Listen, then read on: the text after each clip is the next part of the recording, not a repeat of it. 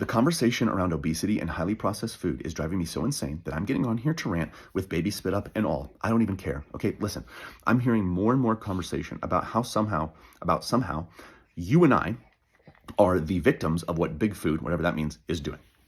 And we need to stop big food from what they're doing because they're the ones causing us to get obese.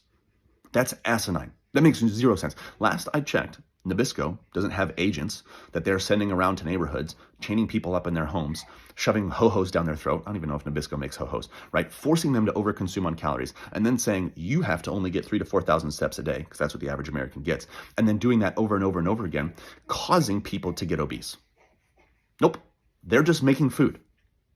That's it. You are choosing to go consume it over and over again and not move and not exercise. Now, of course, these food companies are spending millions of dollars on research and development using amazing food scientists to make the food more palatable. And God bless them sometimes because I want that delicious Reese's, okay?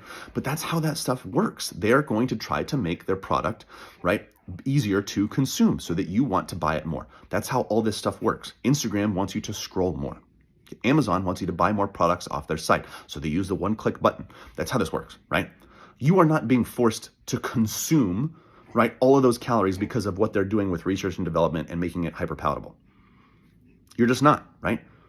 We're not becoming more and more obese because of that. We're becoming more and more obese because we're eating 3,600 calories a day on average and getting 3,000 to 4,000 steps a day on average. Period. The end.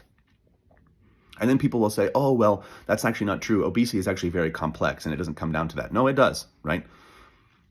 By that logic, we understood less about obesity 30 years ago and we had fewer obese people. Why? Oh, I don't know. Maybe because we were walking more, we were moving more, we were exercising more, and we were consuming fewer calories.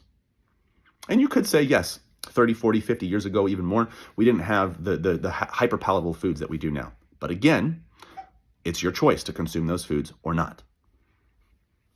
You can't point the finger at big food and blame them for what everybody else is doing in their day-to-day lives and the choices that they're making. You just can't. That's not how it works. I don't even know what else to say anymore. I'm just so fired up about it. I hate the narrative that you are somehow a victim of what somebody else is doing. Because you know what that means?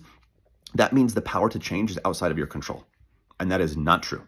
If you want to change your life, you can do that right now, starting today, as a result of the choices that you will make.